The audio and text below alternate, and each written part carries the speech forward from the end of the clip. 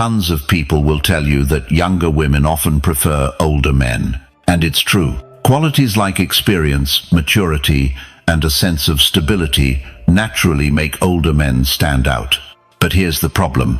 Most older men don't know how to use this advantage. In fact, I've seen countless guys in their 40s, 50s, and beyond who keep making the same mistakes when it comes to younger women. And the result? They blow their chances time and time again. These men, despite all their potential, find themselves stuck, single, and frustrated.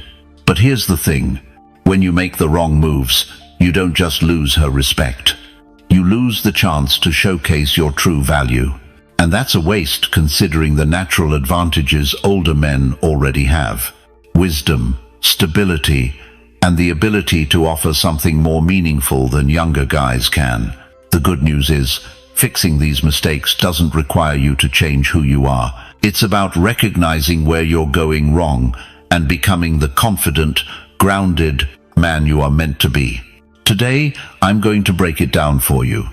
The 7 most common mistakes older men make with younger women. Avoiding these will not only transform the way women see you, but also elevate how you see yourself. So stick around. Let's dive into the first mistake. Mistake number 1, idolizing her. Let's say you find yourself in front of an attractive younger woman. She's beautiful, vibrant, and maybe even intimidating. What's your first instinct? For many older men, it's to freeze up or panic. You think, I can't mess this up. She's way out of my league. From there, you start overcompensating. You give her special treatment. Go out of your way to be polite, agreeable, and avoid saying or doing anything that might upset her. They stick to safe, boring conversations, trying to show her how perfect you are. But here's the kicker. All this effort to make her comfortable does the exact opposite. It makes you uninteresting.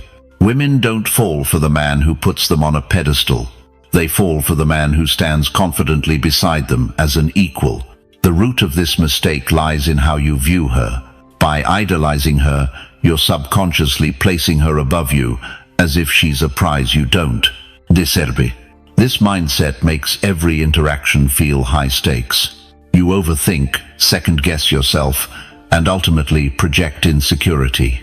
And the truth is, this behavior isn't just unattractive, it's exhausting. It signals to her that you see yourself as less valuable, which instantly lowers her perception of you. The only way to stop idolizing younger women is to normalize your interactions with them. Make it a habit to talk to women of all ages, especially younger ones, without attaching so much significance to the outcome. When you interact with more women, you start to realize they're just people, flawed, quirky, and human, just like you. That realization breaks down the pedestal you've put them on and lets you approach them with calm, grounded confidence. And remember this, you are not auditioning for her approval.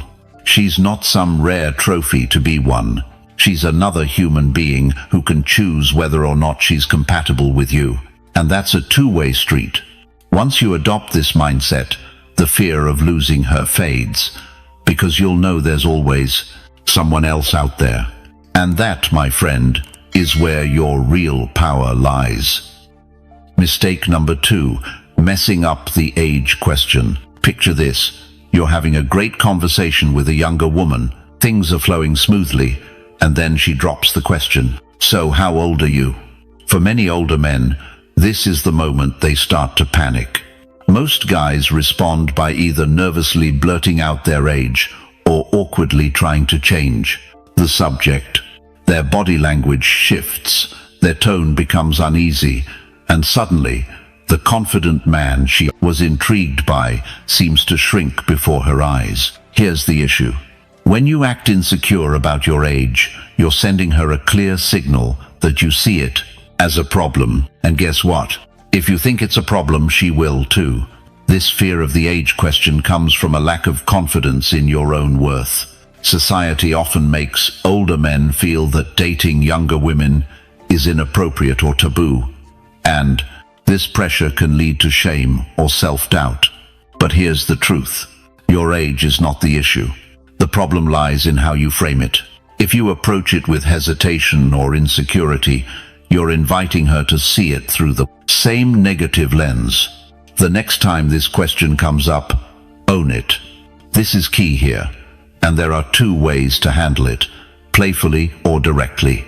A playful approach can diffuse any tension and even build attraction. For example, you could say something like, "I'm actually too old for you. We'd never work," with a sly smile. Or pretend to count on your fingers and say, "I'm 700 months old. How about you?" If humor doesn't feel natural to you, keep it simple and direct. Say your age with a calm, confident tone. "I'm 47, followed by a slight pause and a smile. Then casually steer the conversation back to something engaging. The key here is to show her that your age is a non-issue. When you're comfortable with who you are, she'll be comfortable too. Confidence frames your age as an asset, not a limitation. Remember, the way you handle the age question sets the tone for how she perceives you. So next time, don't shy away, and move forward like the grounded, self-assured man you are. Mistake number 3, leading with money. There's a quiet mistake many older men make when dating younger women. It doesn't look like desperation. It doesn't sound insecure. In fact, it looks polished, generous and admirable on the surface. But underneath, it's a move of weakness. And it's this: leading with money. Paying for the dinner, booking the trip, flexing the car, or the view from the penthouse, assuming that the currency of attraction is cash.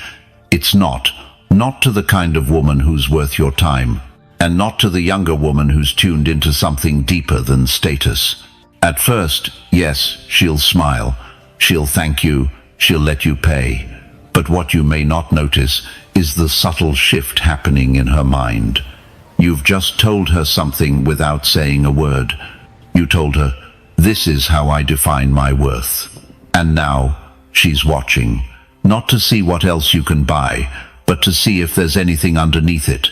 A man who leads with money often reveals something more vulnerable. He's unsure of what else he brings to the table.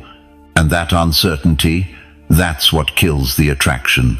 Stoicism teaches us to be rooted in inner virtue, not external validation.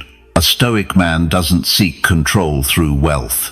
He doesn't need to prove himself through what he owns.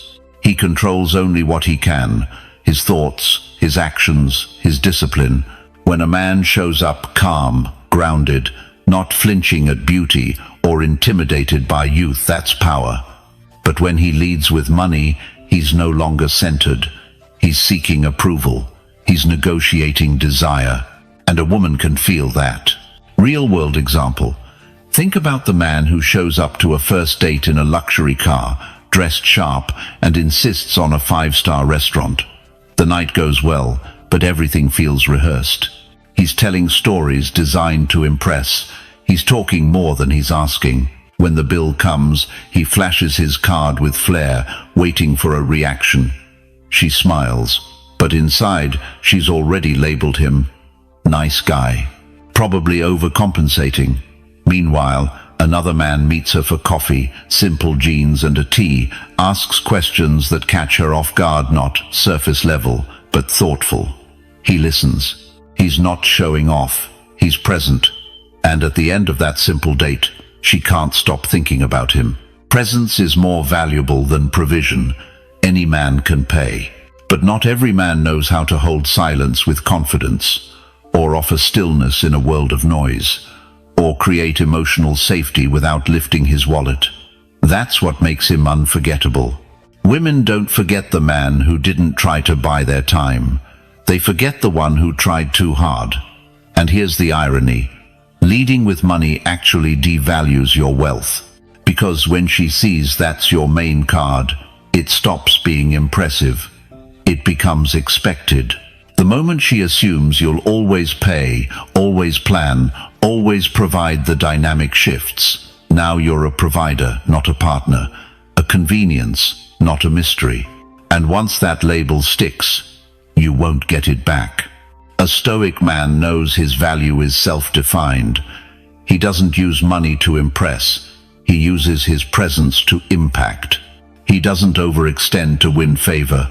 He stands firm in what he offers and lets others rise to meet it. Leading with money isn't masculine, it's transactional. And any high-value woman, regardless of age, feels that difference instantly. So here's the shift. Next time you meet someone new, don't rush to pay for the biggest thing in the room. Let your energy lead. Let your curiosity speak louder than your credit card. Let your silence build tension. Let your depth outshine your digits. The men who leave a lasting impression are not the ones who gave the most. They're the ones who gave the least strategically, with clarity and self-respect. Now, I want to hear from you. If you know your value goes far beyond your wallet, drop this in the comments. I never lead with money. And don't go anywhere, because in the next part, we're talking about a habit most men think is polite, but it actually drains your masculinity. Stick around. You're going to want to hear this. Mistake number 4. Positioning yourself as a mentor. Let's talk about a subtle trap older men fall into when dating younger women. It doesn't feel wrong. In fact, it might feel noble, even useful. You've got more experience, more life under your belt. You've seen things, built things. So naturally, when she talks about her career or her problems, you offer advice, insight, guidance. You slip into the role of the mentor, the wise man, the teacher. But here's the problem. The moment she sees you as a mentor, she stops seeing you as a man she wants to sleep with. It's not that she doesn't admire you. She might even say she respects you. But that's the point. Respect doesn't equal desire. Emotional attraction, especially sexual tension, isn't born from a lecture. It's born from polarity, from presence, from emotional energy that doesn't analyze her, fix her, or parent her. Older men often unconsciously step into this role because it feels safe. It's a way to engage without being vulnerable. When you position yourself as the teacher, you're in control. You're not risking rejection, you're offering help. But here's the thing, help is not hot, guidance is not seductive, and advice, no matter how wise, often kills curiosity. You have to understand, when she opens up about her struggles, it's not an invitation to coach her, it's an invitation to connect. She doesn't want a 10-minute monologue about how to negotiate a raise.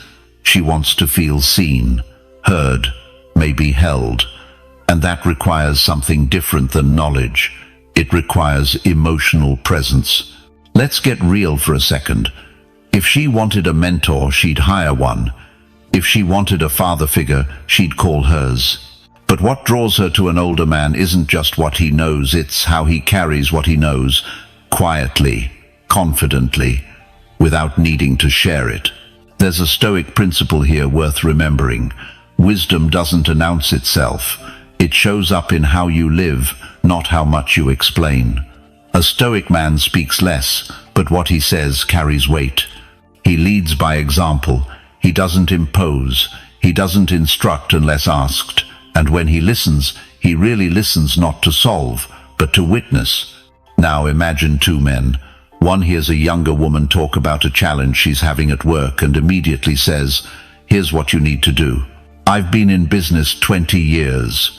What your boss is doing is classic manipulation. What you need to do is..." Meanwhile, another man hears the same story and says, "That sounds frustrating. What do you feel like doing?" The second man doesn't offer a maffy, gives her space to find her own direction. And that space, that's what makes her lean in. Because you're not just giving her answers, you're letting her feel powerful around you. And that's where attraction lives, not in the hierarchy of mentor and student, but in the energy of equals who admire each other, who challenge each other, who spark. You're not here to fix her life. You're here to be so grounded in your own that she can feel safe expanding hers around you. That's masculine energy. That's what pulls her in. So the next time you catch yourself dropping knowledge, pause. Ask yourself, Am I sharing this to impress, to lead, or to connect? The answer matters. Because while logic might earn her gratitude, it's your emotional discipline that earns her desire. Here's a better move. Stay curious. Let her explain her world without you rearranging it. Let her feel like the adult woman she is. The more space you give her to be her, the more naturally she'll want to step into your world. If you understand that being desired is not about proving what you know, but about holding who you are, then I want you to drop this in the comments. No more mentor mode, and don't go anywhere. Because in the next part, we're unpacking a mistake so common and so subtle it's ruining your chances without you even realizing. You'll want to catch it before she does. Mistake number 5. Trying too hard to look young. Let's be honest, there's nothing wrong with wanting to look your best. Grooming matters, health matters, presentation matters. But where it all starts to unravel is when you cross a very specific line. The line between timeless and try-hard. Trying too hard to look young doesn't just show on the outside, it shifts the energy. It signals insecurity. And here's the truth most men won't admit. The second you start chasing youth, you stop embodying the one thing younger women are truly drawn to in an older man, masculine certainty. Younger women don't date older men because they look like guys their own age. They're drawn to the calm, the confidence, the grounded presence that only comes with experience. When you overcompensated dyeing your hair jet black, dressing like a 25-year-old club promoter, or obsessively injecting yourself with anti-aging treatments, you send a subtle, unspoken message. I don't trust that who I am right now is enough. And that message kills attraction. Because here's what really hits deep. The man who ages with self-respect, who owns his appearance without apology, who shows up as Isha radiates a power no amount of skincare or fitted jeans can fake. He doesn't try to be what she wants. He knows he is what she wants. Not because of his looks, but because of how he moves through the world. Think about it this way. A well-fitted suit that honors your build, some gray at the temples, a calm voice, and a slow, deliberate way of speaking that's far sexier than any flashy sneakers or TikTok trend-chasing haircut. Subtle elegance beats youthful mimicry every time. In Stoic philosophy, there's a core idea: live in harmony with nature. Aging is nature. It's not a curse, it's a sign you've survived, evolved, grown. It's your proof that you've walked through fire and lived to tell the story. Why hide that? The problem isn't the haircut or the skincare routine, it's the energy behind it. Are you doing it because it expresses who you are, or are you doing it because you're afraid of what she'll think if she sees your age? You don't need to erase time. You need to wear it well. Look at Hollywood's most iconic older men, Jeff Goldblum, Idris Elba, Pierce Brosnan. They don't chase youth. They embody poise, style, self-acceptance. And that's exactly what makes them magnetic. They're not trying to compete with younger guys. They've already won by stepping into a league of their own. Let's bring this down to a moment you've probably experienced. You're on a date. She compliments your salt and pepper beard or the way your voice sounds when you talk about something you care about. That's not her being polite. That's her being drawn to your masculinity. The real kind. The one that doesn't need to scream for attention. You trying to look young might get a glance, but you owning your presence, that gets remembered. And here's the paradox most men miss. The more you try to look young, the older you seem. But the more you own your maturity, the more timeless you become. So ask yourself what version of yourself walks into the room when you meet her. The man who's trying to turn back the clock, or the man who's walking forward with purpose. If you want to be the kind of man she can't forget, start by respecting the man you've become. Style yourself like someone who values his life, not someone who's afraid of it. Now, I want to hear from you. Drop this in the comments if it resonates. I don't chase youth, I embody presence. And stay with me, because in the next part, we'll talk about a mistake men make with their energy and how it quietly repels the very women they're trying to attract. You won't want to miss this. Mistake number 6. Overloading the conversation with your achievements. Let's set the stage. You're sitting across from a younger woman. The wine's been poured. The setting is just right. But 5 minutes into the conversation, you're already listing your career wins, the house you own, your investment portfolio, and of course the time you met someone important at a conference in Geneva. What's happening here? You're not sharing to connect, you're sharing to prove something.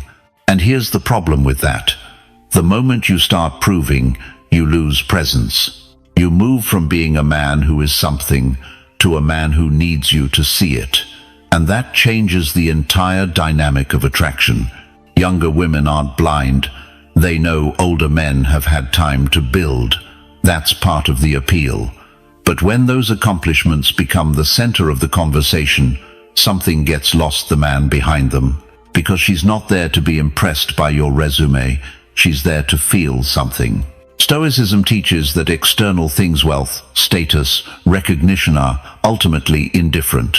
What matters is how you carry yourself, how you manage emotion, how you relate to others. A man who's truly grounded doesn't need to talk about his success. His energy speaks for itself. Now, don't get it twisted. There's nothing wrong with being proud of what you've built. You should be. But if you constantly steer the conversation back to you, what you've done, what you own, who you know, you start to sound like a man trying to buy respect with bullet points. And here's the worst part. She stops being curious about you. Why? Because you're already giving everything away. You're handing her a press release instead of letting her discover you. Women, especially younger women, are drawn to mystery, not marketing. So what's the better play?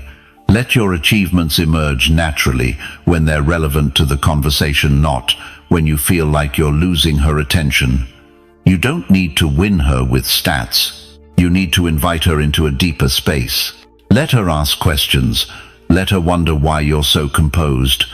Let her sit across from you thinking, there's something about him I can't quite put my finger on. That's where attraction lives, in the tension of discovery, not in the clarity of a monologue. Real confidence doesn't announce itself. It's felt. It's in the way you hold eye contact, in the way you let a pause hang in the air without rushing to fill it, in how you make her feel like the only person in the room, not because you're boasting, but because you're present. Let's be real. The guy who talks too much about his past wins often does so because he's not sure if he is enough right now. That's a hard pill to swallow, but once you see it, you can change it. And when you do, your conversations shift. She starts leaning in, asking more, feeling more. So next time you're on a date or just in a deep conversation with a woman you're drawn to, remember this: don't lead with the highlight reel. Lead with depth. Ask her a question no one's asked her before.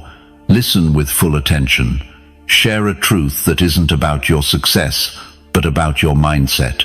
That's what makes you memorable. You're not there to perform. You're there to connect. And when you speak from that place, not to impress, but to express, everything changes. Now let's turn it to you. Drop this in the comments if it hits home. I don't perform, I connect. Stick around. Because in the next section, we're going to expose one of the most common blind spots that silently destroys attraction, even in guys who've got everything else dialed in. Mistake number 7. Neglecting your physical presence. Let's be brutally honest, your physical presence isn't just the first thing people notice about you. It's the loudest thing you communicate before you ever say a word. And when it comes to younger women, it's not about having the body of a 25-year-old or a face carved by a Greek sculptor. It's about something deeper. It's about presence, that energy that walks into a room before you do. And too many older guys underestimate this. Or worse, they completely neglect it. You see, when a man enters midlife, he often believes his achievements, experience, and wisdom should be enough. And while those things matter immensely, they're not a pass to ignore the vessel that carries them. You can't let your body become a museum of your past hustle. It has to reflect that you still care not to impress her, but because you respect yourself. Let's break this down. Physical presence isn't just about appearance. It's about posture, eye contact, voice tone, and how you hold space. Do you walk into a room and shrink, or do you stand tall not in arrogance but in ownership? Do you sit slouched over a drink, checking your phone, disconnected? Or do you carry a stillness that tells her you're fully grounded in the moment?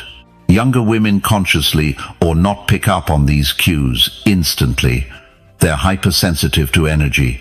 They notice if you've let yourself go, not because they're vain, but because it signals something deeper. Have you quit on yourself? Here's the truth. Taking care of your body is a form of communication. It tells the world, I'm still in the game. That doesn't mean chasing trends or pretending to be younger than you are. It means sharpening what you already have, staying lean, moving with intention, dressing in a way that expresses you with style and maturity, not a costume to impress, but an extension of your identity. And this is where Stoicism quietly walks in. The Stoics believed that your outer world is a mirror of your inner discipline. They didn't obsess over appearances, but they also didn't ignore the body. Marcus Aurelius trained physically. Epictetus taught that discipline in the body supports discipline in the mind. If you let your body fall into neglect, what does that say about your inner structure? Now let's get even more real. You can't project confidence if your clothes don't fit right. You can't hold attraction if your posture signals defeat. You can't inspire curiosity if your grooming looks like an afterthought. And this isn't about vanity, it's about vitality. Women are drawn to men who radiate life force. A man who walks slowly, speaks softly, and barely lifts his shoulders signals decay, not power. But a man who's engaged with the world, who breathes fully, moves cleanly, and carries strength in his frame, he doesn't have to say he's attractive. He is. So what do? Start with posture, shoulders back, chest open, head high not stiff, just present. Speak from your diaphragm, not your throat. Let your voice land when you talk. Upgrade your wardrobe to match your personality today, not who you were 10 years ago. And build small rituals of care, skin, hair, scent. These things matter, not because they make you pretty, but because they show you're alive and deliberate. Here's the paradox. The more you take care of yourself for you, the more magnetic you become to her.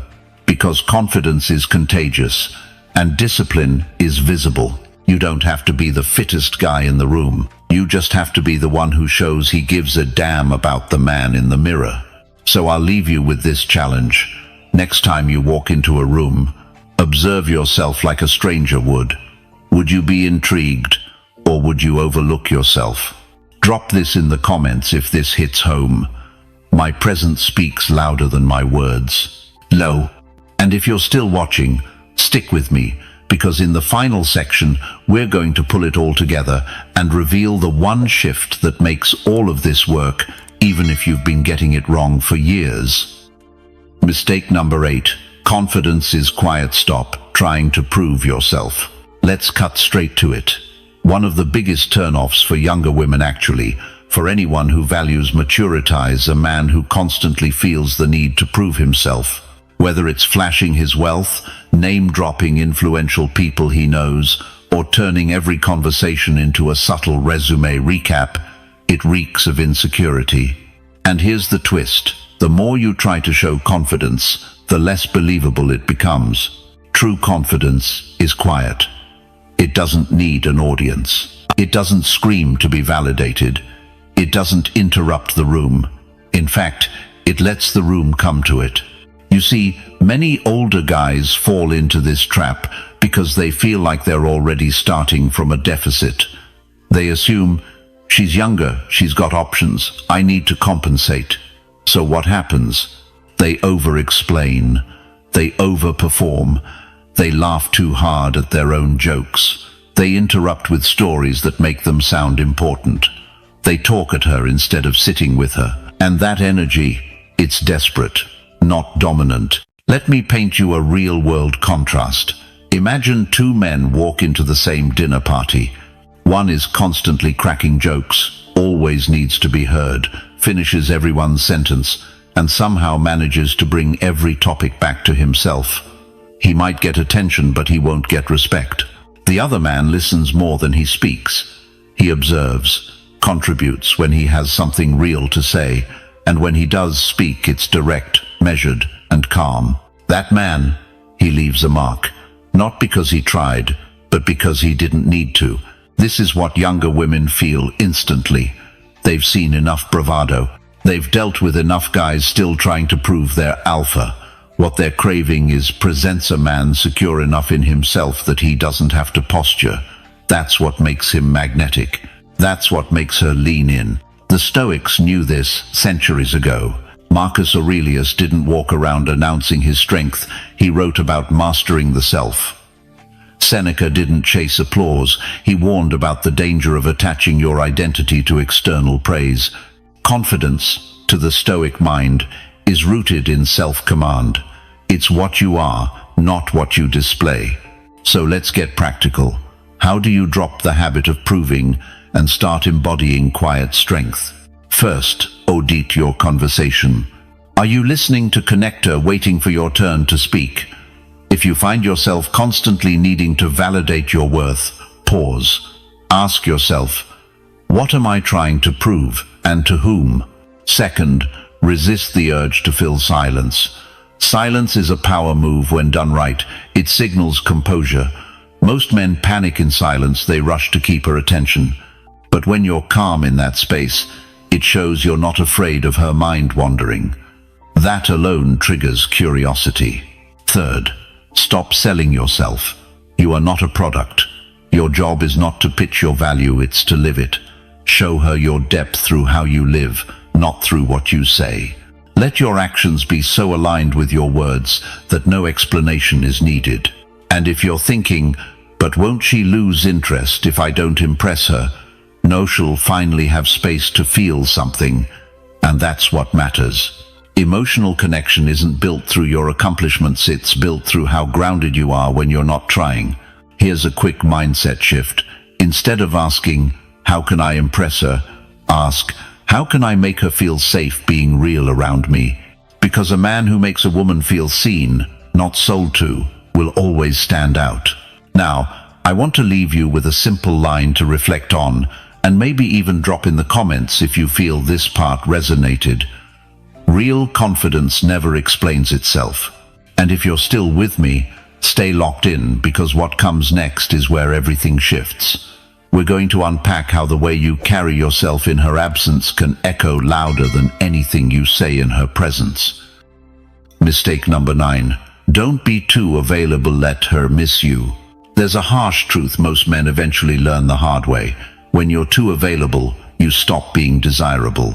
It sounds counterintuitive, especially if you were raised on the idea that being attentive, responsive, and always there for her is what wins her heart. But when it comes to attraction, especially with younger women, that constant availability can actually kill the spark before it even starts. Here's why. Desire thrives in space, not in suffocation. When she knows you'll reply in 10 seconds flat, pick up her call no matter what, and adjust your schedule just to see her, you stop being a mystery and start being a convenience. That's not romantic. That's boring. And worse, it signals neediness. It says, I don't have much going on unless it involves you. Think about it this way. What feels more powerful, a man who drops everything the moment she texts, or the one who has a purpose so compelling that she has to wait for him to come up for air? The second man commands respect without asking for it. Not because he's playing games, but because his life isn't built around her attention. It's built around something bigger. Now let's be clear. I'm not saying ignore her or play cold. That's manipulation. What we're talking about here is posture. Are you living your life in a way that naturally creates space for her to miss you, to wonder about you, to want more from you?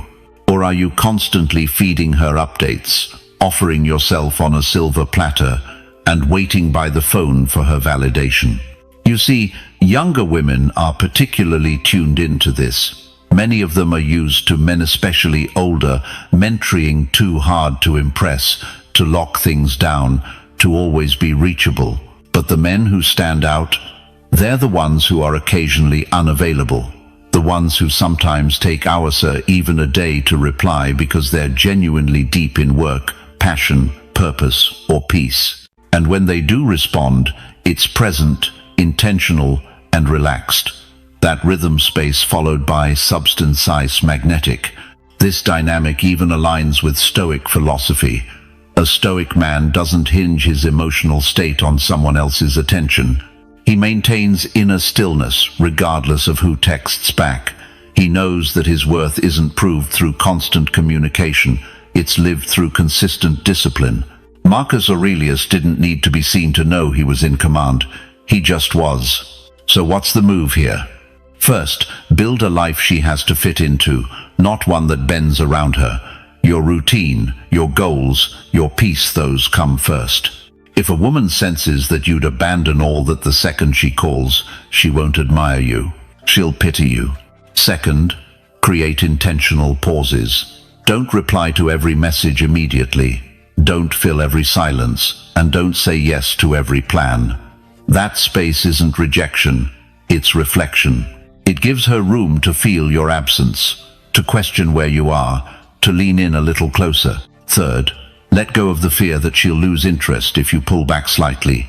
If she does, good. That means she was only interested in attention, not you. The woman who truly values you will be drawn deeper when she realizes she can't always access you on demand. And here's something subtle yet powerful. Don't explain your distance. Let your actions speak. If she asks why you took a few hours to reply, don't justify.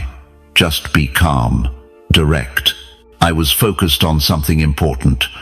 That answer, delivered without apologies, infinitely more attractive than any paragraph-long excuse. I want to hear your take on this one. Drop this line in the comments if it resonates with you.